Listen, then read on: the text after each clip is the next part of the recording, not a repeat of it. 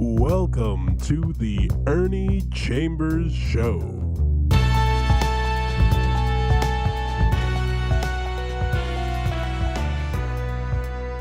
Brothers, sisters, friends, enemies, and neutrals, I started reading an article last week.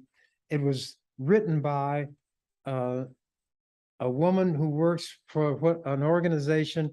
It's a voluntary statewide organization called the Nebraska Municipalities, the League of Nebraska Municipalities.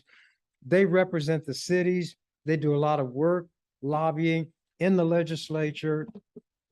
And the director had watched me operate and thought that there should be an article in their magazine, which was done. I started reading it last time. I had digressed on other matters, couldn't finish it. And there were people who had wished I would go ahead and read the article since I said that's what I was going to do. So the director had given a message where she kind of outlined it, but I'm going to skip that even. The title of the article that the lady wrote is The Importance of Being Earnest. Oscar Wilde wrote a play by that name. Oscar was very witty. He wound up going to prison because he was gay, and it was a crime in those days. He contracted an ailment, and some people think when he was in prison under those conditions, he died as a relatively young man. And the way he spelled the name Ernest, it was E-A-R-N-E-S-T. But there are people who've written national publication articles about me, and invariably they would title it The Importance of Being Earnest or The Importance of Being Ernie. So I decided I would write a little rhyme about the importance of being earnest, except that I don't put the A, not E-A-R-N-E-S-T, but spell it my way. It's very brief. Shakespeare said, "What's in a name? That which we call a rose by any other name would smell as sweet." The earnestness of Oscar Wilde. Brilliant Oscar Wilde proclaimed the importance of being earnest. Such importance does attach to the meekest and the sternest.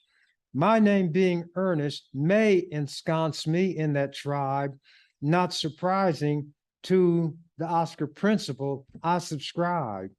Being frank and earnest, though I am constrained to say, my name sounds the same, however, it does lack an A. With or without that A, as sure as 4 + 1 = 5, bearers of the earnest or earnest name are able to thrive. When considering basic elements, here is what is telling. Quality and worth inhere in essence, not in spelling. So even though I spell it differently from the way Oscar Wilde did, earnest is earnest. And some people used to call me Ernest the Furnace because of my blazing oratory, as they called it. But I'm going to go ahead and get through this. I'm not going to digress anymore. And this is, as I said, in the Nebraska Municipal Review, the trade magazine of the League of Nebraska Municipalities. Looming large on the horizon for anyone seeking to understand the complex dynamics of Nebraska's legislature is one man. He is the only Black member of the legislature, and certainly its most controversial, a fact that bothers him not in the least. Since 1970, he has represented the 11th legislative district, which has more Black people than any other district in the state. At age 62, old to be a young, spry 62 again, turned 63 July 10th, Omaha Senator Ernie Chambers has some gray in his hair and beard, but otherwise looks remarkably unchanged from photos taken 3 decades ago. He is lean, muscular, and fit. He shuns suits and ties, preferring to wear his trademark jeans and short-sleeve sweatshirts that reveal biceps built through years of weightlifting. He does not drink alcohol or smoke, and he often reads and quotes from the Bible, even though he professes not to believe in any religion. He has been a tireless passionate voice in the legislature for 30 sessions, serving longer than any other living state senator. And since then living Senator, I forget his name, Warner, had been there longer than I had, while he was alive, he was in the legislature longer than I, but after he died, I became the longest serving, not only living, but even longer than Warner had served. Just to explain that. His integrity is unassailable, and his theoretical style, his rhetorical style is unmatched. His zeal for society's poor, forgotten, and marginalized is unwavering. His wit and humor are as legendary as his stinging rebukes and filibusters. When asked to characterize his lawmaking style, Chambers gave a one-word response: effective. Fans and critics alike speak of his mastery of the legislative process and its rules. Quote, "I don't give away trade secrets," he said, smiling. "Everything I do in the legislature, though, is in a fishbowl, so everybody has the opportunity to watch everything that I do and see how I do it. And they've had a chance to watch me for decades." He compares himself to a capable, successful illusionist. "Maybe I'm like Houdini. You can put me in a box and in chains, and when the box is open, I'm gone," he said. Unlike every other state senator's office, Chambers does not have his title and name above the door by which you enter his office. Only its office room number, 1107, appears there. As you enter his office, you see stacks of papers, newspaper clippings, file folders, and books heaped everywhere, completely obscuring desks, tables, and chairs. And then you see Chambers' well-known weightlifting set. His artwork, mostly protected by brown wrapping paper, leans against walls and bookshelves. If you're lucky, he'll show you some of his drawings, but he does not display them. His longtime legislative aide, Cynthia Granberry, talked about the meaning behind certain elements of a portrait Chambers drew of Jacqueline Kennedy Onassis. Chambers gave Kennedy Onassis green, animal-like eyes and a vampire tooth, which he said symbolizes a harder, far less glamorous woman than was seen in her public persona. During the rare hour-long interview, the always engaging Chambers shared his views on a wide variety of subjects, some of direct interest to municipal officials, including his philosophy about local government and its relationship to state government. Quote, "I think local government often gets in the way, and people in the legislature have allowed those local governing bodies and the officials in them to get the impression that they are on a par with the state, but they're not." Chambers said this firmly: "They are created by the state, and they have the powers that the state bestows on them, and they carry out some of the functions that the state has chosen to delegate to them, but they are not the equivalent of the state. They do not have the same power to tax or do anything that the state has. The Nebraska Supreme Court has pointed out that the state creates cities. The state can abolish them." I think that people need to see clearly that the paramount power in Nebraska is the state. The legislature, being the body that produces laws, is supreme. All of these other subdivisions and entities, which would include naturally the cities, the school districts, and the county boards, have to be put in their place and kept in their place. They have to show more regard for the state and what its prerogatives are. If the legislators are going to allow themselves to be kicked around by counties, by cities, by school districts, then you're going to have utter chaos, and the legislature will never be able to put together a coherent program of government. Chambers said local government officials understand his philosophy and his approach, and as a result, they approach him differently from the way they do other state senators. "They don't come huffing and puffing and dictating and ordering me to do anything," Chambers said. "Nobody does that to me. But they do it to these other senators, and these senators run scared. That is why people lack respect for the legislature," he said. It's not the things that I do, he insisted, noting that even his detractors will come to him for help because they respect his knowledge of the law, legislative rules, and bill drafting. When asked to discuss his legislative accomplishments, Chambers declines with a quip, quote, "I'm modest, but usually I'm too modest to say that I'm modest," unquote. Among his top legislative achievements was the passage of legislation to provide for district elections for Omaha's City Council, the Douglas County Board, and the Omaha School District. Before district elections, Blacks were not elected to these governing bodies. He sponsored the resolution in 1984 to impeach Attorney General Paul Douglas, which stemmed from the legislature's investigation into the collapse of Commonwealth Saving Company. The resolution was adopted.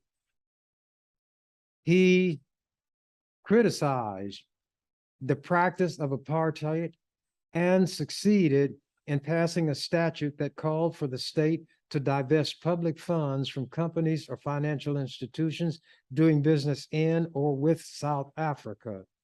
He was later invited to speak before a United Nations committee about the subject.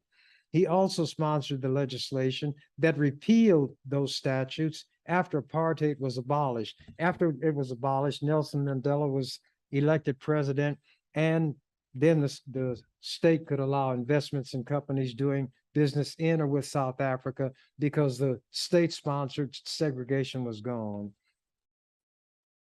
U.S. Supreme Court case. In 1983, Chambers helped bring a case to the U.S. Supreme Court that ultimately resulted in the elimination of a paid chaplain position in the legislature. Volunteers now do the prayer, but this is not satisfactory to Chambers, who wants to see the prayer at the beginning of session each day eliminated. Get your salvation in church, get your legislation in the legislature, and the two should never mix. In 1984, he helped bring a case to the Nebraska Supreme Court to win per diem expenses reimbursement for the state senators. And recently, he successfully challenged an Omaha City ordinance allowing for cameras at intersections to catch drivers running red lights. I'm scampering right along. He stirred controversy in the National Collegiate Athletic Association, known as the NCAA or NCAA, when he proposed turning college football players into paid state employees, and he worked to restore full scholarships for injured women athletes. Interestingly, incidentally, or surprisingly, these athletes are unaware of what I did that would benefit them, but such is life. Chambers prefers not to look back. Quoting from a song, he said, "That was yesterday, and yesterday's gone." Instead, he focuses on what, in his view, is yet to be accomplished.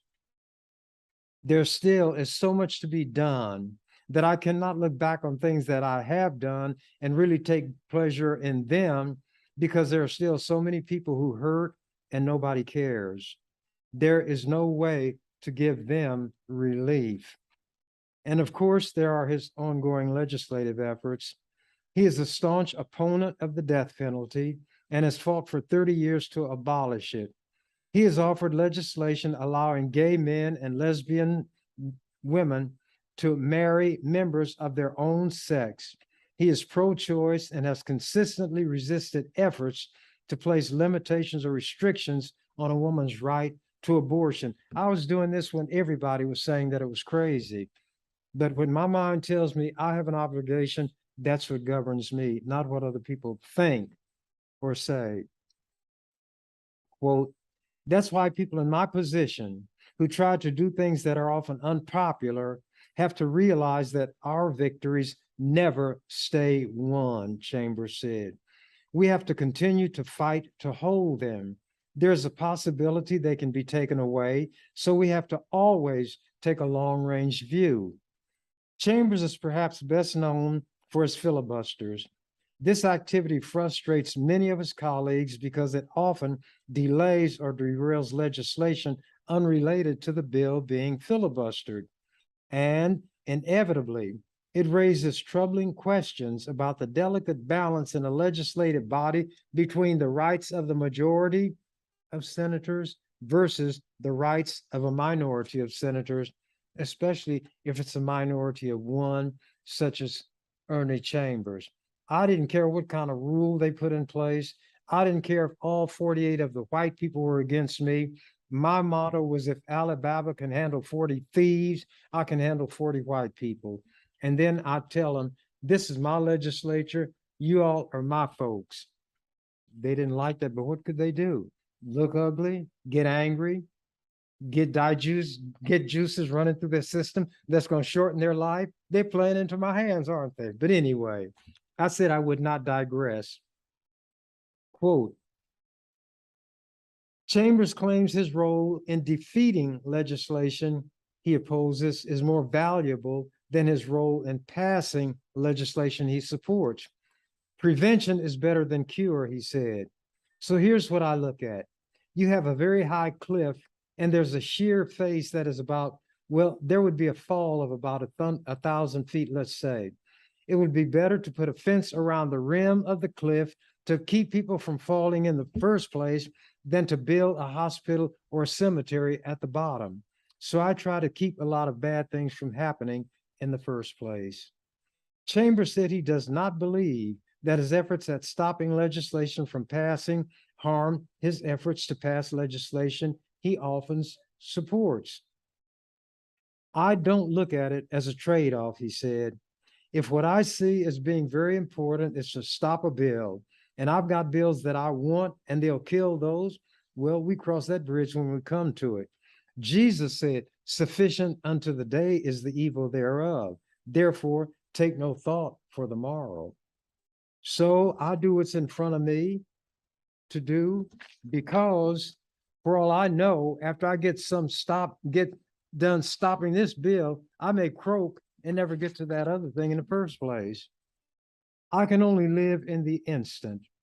He said he must do what he believes is right at that moment, rather than considering which colleague will be angry or might withhold support for a bill Chambers sponsors. Well, that might be why I'm more successful than these other people, he said. They do know, if they know nothing else about me, that I am for real. What I say, I mean. They know I mean it, but they also know if I change my mind, I'll let them know. And they know that my mind can be changed if I'm given enough evidence to achieve that. And then I thank them for improving my education. That makes it very easy for me. No matter how many setbacks I have or how great the odds are against me, I'm going to be what I am. That's the easiest kind of life to live. So I don't get heart attacks, I give them. Almost in spite of himself and against his instincts, Chambers said he genuinely cares about the legislature as an institution. Quote, unfortunately, I've fallen into that. I never thought, and I mean it, that I'd feel this way about the legislature as an institution. It's not our government as Black people. It's not our institution. We did not create it. It does not serve our interests. However, Chambers said, he has served a long time and is aware of the good that can be accomplished through the legislature, and he does not want to see it demeaned in any way. I don't want to see it playing second fiddle to the other branches of government, he said. We control the purse strings, and that's how we exercise oversight. We need to seize that power and make use of it. From Chambers's perspective, outsiders are not at liberty to criticize the institution. Quote, family can say things about family, but outsiders do it at their peril. I have developed that institutional concern. When asked if there were any colleagues with whom he especially enjoyed working, Chambers named one person, the late Senator Terry Carpenter, at whose funeral Chambers served as a pallbearer. He wanted it that way, his wife wanted that way, and Carpenter had made it clear to another senator that he wants those SOBs, and Carpenter used that kind of salty language, to know who my true friends are, and they don't live in Scotts Bluff. He wanted me to be a pallbearer. I was, and I dressed like I always do. Terry wouldn't have wanted it any other way. And some white woman, there was a photograph taken, clipped it out and wrote on it, "How disrespectful to dress that way. You ought to go back to Harlem where you live." Well, she's so dumb, she doesn't know that Harlem is not in Omaha, Nebraska. But anyway, that's white people for you. Let me continue about Terry Carpenter. It was during Carpenter's tenure that Chambers held the only committee chairmanship he ever had, serving as chair of the Government, Military, and Veteran Affairs Committee. Quote, "Terry was somebody without equal, and to put anybody else in that category would be an injustice to Terry. And even though he has been gone a long time, I still don't think of him as dead," Chambers said. Excuse me. Chambers, who holds a history degree and a law degree from Creighton University, has earned no more than $12,000 a year as a state senator, and that was only after lawmakers were granted a raise from $4,800 in 1988. He used to be a barber. He doesn't have time to practice that profession any longer. Why does Chambers work so hard for so little? "I'm very selfish," he said. "I do the things that I do because I am very uncomfortable in the presence of other people's suffering. So I do what I do to give me peace and security and serenity. I'm doing it for those selfish reasons, and other people happen to be the incidental beneficiaries. If I could manage to get enough religion so that it wouldn't bother me to see other people suffer, I probably wouldn't do as much as I do." A glimpse into the past also offers some idea of what drives Chambers to work as hard as he does. He has lived most of his life, except for a stint in the Army, in Omaha, the city in which he was born. His father was a minister, and he was one of 7 children with 3 older and 3 younger siblings. Quote, "That's why I'm so well adjusted," he mused. "I can deal with the old, the young, and the in-between," unquote.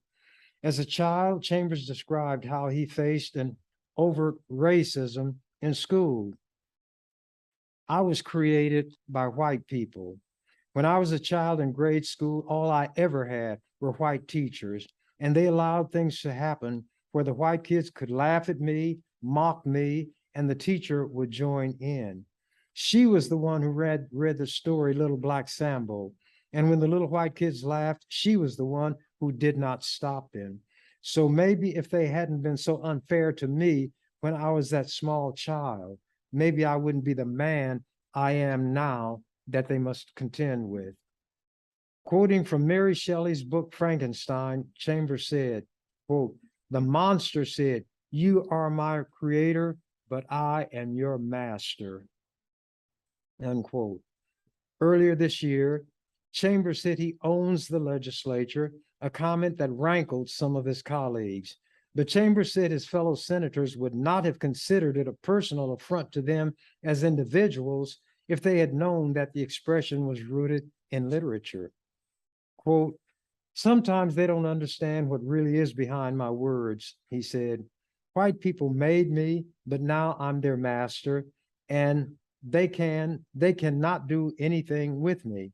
When they built this monster, they failed to include a mechanism of control, so now they can't control me. I control them." One of 2 registered independents in the officially nonpartisan body, the other is Senator Ron Rakes of Lincoln. Chambers is highly critical of both major political parties and said he believes the political climate has changed for the worse during his time in public office. Listen to this description, and this was 22 years ago. "Each session, I say it's so bad it can't get worse, but it has gotten progressively worse. I think there's more hypocrisy and posturing by politicians because the goal is not really to serve the public welfare, to seek social justice and fairness for everybody, but rather to get elected. So they put on these false fronts of being concerned about what they call family values or traditional values. The Republican Party is always doing that. But when you wind up with public scandals, they invariably involve a Republican. Chambers' favorite term for Republican. There was a Republican just the other day who got kicked out of the legislature in Idaho or Utah, one of those deeply Christian Mormon states, for having sexually abused an employee. He was a Republican. I think he got 20 years and must serve at least 8. A Republican gets in a position, abuses it, but that's that. Let me continue. So these politicians put on these false fronts of being concerned about what they call the family values and so forth. The Republican Party is always doing that, but when they wind up with public scandals, they invariably involve a Republican. Chambers says he sees a meanness on the part of people who call themselves Republicans. This meanness, he said, translates into a desire for harsh punishments, government intrusion into the most intimate and personal aspects of people's lives, and a desire to put pain and suffering on women, children, the poor, the mentally disabled, and the imprisoned. On the state level, he said, there's a tendency to reflect or imitate actions taken in Congress, which he said means he does not see in the Nebraska legislature people who are independent thinkers. They are monkey see, monkey do. That goes now from Ricketts right on down. Whatever the monkeys in Omaha see, the monkeys doing in Washington, that's what they imitate. They even use the same terminology, the same language, the same body language, the same gestures, everything. Monkey see, monkey do. Become a Republican and you can be a monkey too. But continuing. When it comes to those people who call themselves Democrats, I cannot always tell from the positions they take around here which party they belong to. Chambers said he agreed with avowed segregationists, the late Alabama Governor George Wallace, on the subject of the two political parties. There's not a dime's worth of difference between the two. And I add, especially as far as Black people are concerned. And Wallace is a person that I was talking about one day in the legislature. I'm not going to digress too long. And I said, he is famous for declaring not only the position of Alabama, but white people in general, not every white person, white people in general. Segregation today, segregation tomorrow, segregation forever. And there was a Black member of the state patrol, about 6'6" and 260 pounds or so. He said, I was in the hallway and I thought I heard George Wallace, and I looked in there and it was you. He said, I never heard George Wallace sound so much like George Wallace than you did. He said, in fact, you sounded more like George Wallace than George Wallace did. But anyway, let me continue.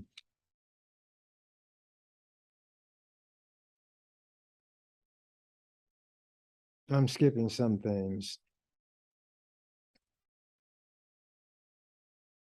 As a result, Chambers said, very little meaningful discussion of the profound issues facing society will take place. Instead, there will be bickering about trivial matters. We don't go to the root causes of problems. We never penetrate to the core of an issue. And too many of my colleagues are given their marching orders by people outside of the legislature, either a lobbyist, a special interest group, and with a lot of them, the Catholic Church. And that was something unheard of, somebody going after the Catholic Church before I did it. But I always had facts and evidence. A lot of these senators are Catholic, and they represent the church, not state senators representing the interests of the state. So my job gets harder each session. Chambers maintains that pro-choice advocates have become increasingly timid over time, leaving him to question the strength of their convictions. No, they got intimidated.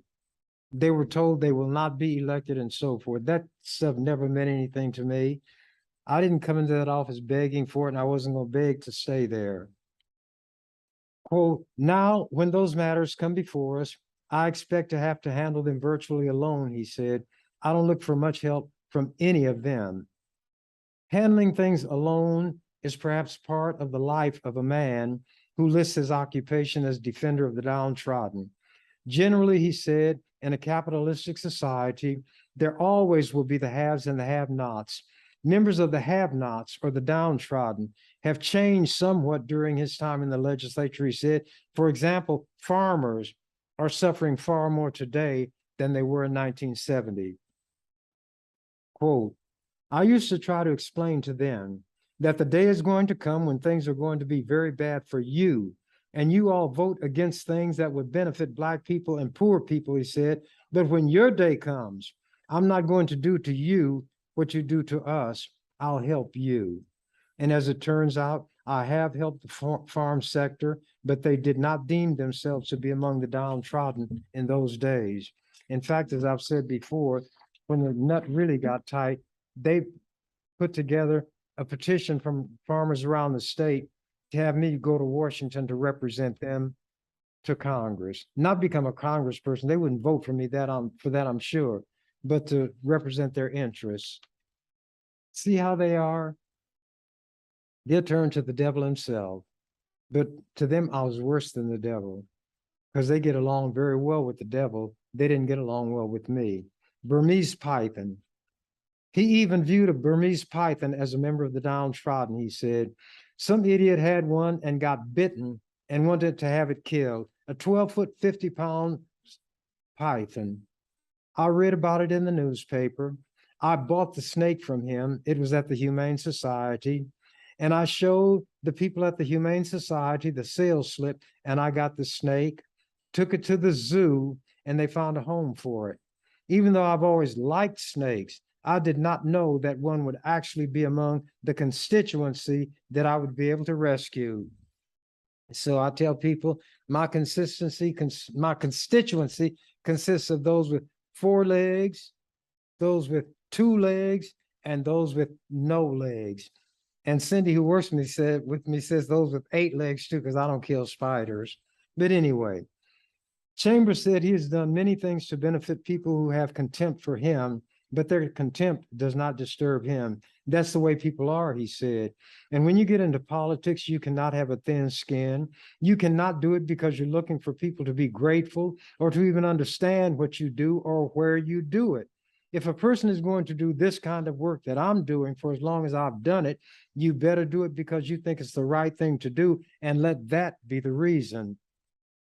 Some of the people with whom he has worked, such as white women, have realized that he does help them, he said. They've got good jobs. They should not have to come to somebody like me for help, based on what I'm sure their attitude toward me is, because I'm the devil personified to many white people. Invariably, they seek him out, he said, because they know he will help anybody who needs help and that he can get things done, although he cautions people against having too much confidence in him. They think I can pull rabbits out of hats, even when I don't have hats, he said. The fact that I've done it on occasion has worked to my detriment. Even though I'm glad I can help people, it causes others to think that there's nothing beyond my ability to accomplish. But there are some things I cannot get done. I cannot even get the death penalty abolished. That's the one thing that is going to always hang over my head to signal failure as far as my being in the legislature. Not to say that nothing I have done has value, but the death penalty is something the state ought to be ashamed of, but I haven't been able to persuade enough people to feel that way, and that defines, to me, failure. Although in a broader context, I don't reckon failure in the way that people do. It's not being unable to get done what you set out to do. Failure is when you don't do what is available for you to do, regardless of the outcome. If you do what is available to be done, no matter what the outcome is, you are not a failure. The effort failed, but you are not a failure. Continuing. My time is rapidly going by. And if I don't finish this, I'll finish it next week. It's a long article. Chambers did succeed in 1979 in persuading enough of his colleagues to pass legislation to abolish the death penalty, but then Governor Charles Stone vetoed the measure, and there were not enough votes to override the veto. Look, and then it goes on the highlight of his legislative career. I'm going to stop reading this article here. It's a nice place to take it up. And I have here something that was published June 3rd of 2007, which was my last year in the legislature. And it was on the front page of the paper. You can't make it out, but you can see, I think, that it's a very large picture of me standing at my desk because I never sat down. And the headline is, as the legislative session closes, we look back on what we have learned. And that's the large headline, what we have learned. Senator Ernie Chambers listens to the legislature debate on May 22nd, his bill designed to prevent discrimination in the workplace based on sexual orientation, something that I fought for during my whole term. And yet there were some white homosexuals at that building on 24th and Lake who had very negative things about me because they had no understanding or awareness of what I fought for. And I fought for their rights harder than they did. But see, they can be racist also because they're white first. Many senators cited Ernie Chambers as the source of lessons they learned, and there's not a lot here. Senators old and new share lessons culled from the past. You may think the learning curve was steep in the state legislature this year because term limits brought in 22 new senators from all over the state. You would be right, but seasoned senators say they learned a lot too. In a survey of senators, both new and experienced, they wrote about lessons, everything from the effects of term limits to the civility and collegiality on the floor to the importance of being prepared. Several mentioned the valuable instruction from the senior member of the legislature, Ernie Chambers, who served 37 years. This is before I was term limited the first time. I was being term limited this time also at this point. Even though he did it primarily for the benefit of new senators, Senator Shimmick said that everybody learned from Senator Chambers and was entertained. I learned, and we all learned from Senator Chambers, who serenaded us, read poetry to us, wrote poetry, told biblical stories, recounted history, provided lessons in constitutional law, and explained the rules and procedures of the legislature, said Lincoln Senator Diana Shimmick, the second most senior member with 19 years. Senator Arnie Stootman of Platte Center, who has been around 7 years, said he also continued to learn from Chambers, who reads and understands the majority of bills that will affect, in one way or another, everyone in Nebraska. Senator Kent Rogert of Tacoma requested and received a seat next to Chambers. He learned from his neighbor how to slow down legislation with certain motions and propose amendments to make bills better. Even those who are your political and personal opposite will be your ally many times, said Rogert. Then here's a comment from the lobbyists. Lobbyists who represent special interest groups inhabit the rotunda during the legislative session. Here's what one said, and he was the top lobbyist. There were sea changes in the legislative body, but we didn't see any diminution of the work product or in the ability to get things done.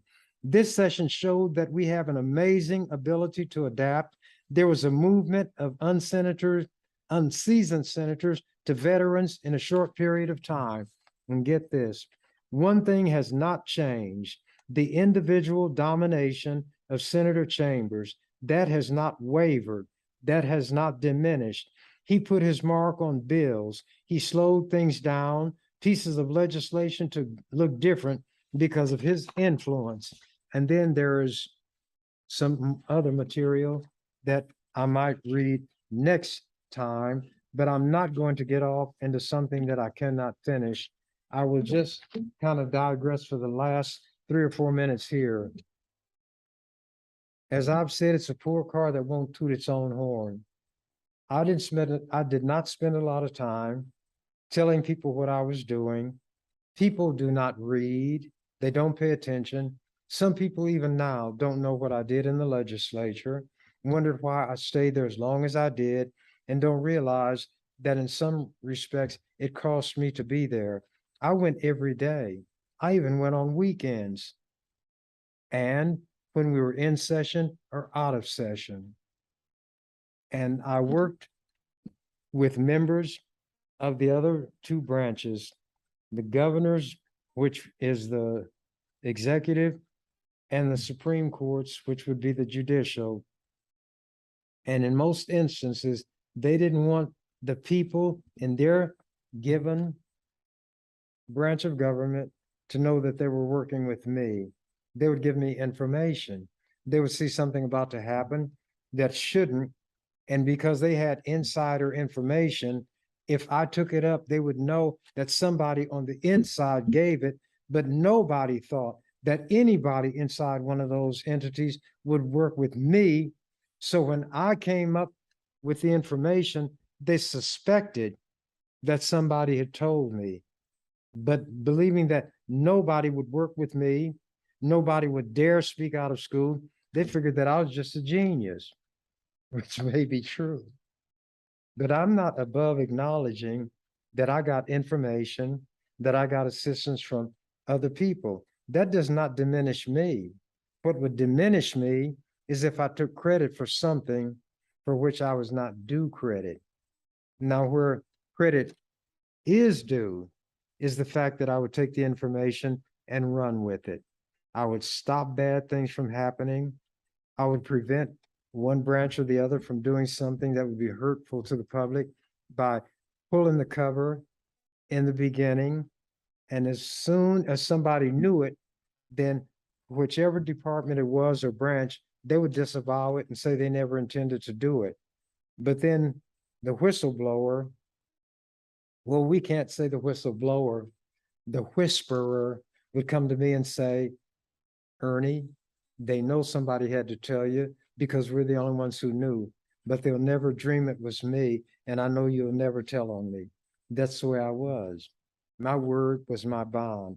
They could trust me when they didn't trust the Lord. If I said, I'll do something, I would. They say the Lord said he was going to do something and it never happened. That's not a boast. It's to try to give perspective. And because I play by the rules and my time is just about up, I will have to say, as the canary said, when told that the door to the cage was ajar, I'm out of here. Thank you for watching the Ernie Chambers Show. If you'd like to make suggestions, email us at ewcfacts@gmail.com. That's ewcfacts@gmail.com. This has been an EWC Communication production.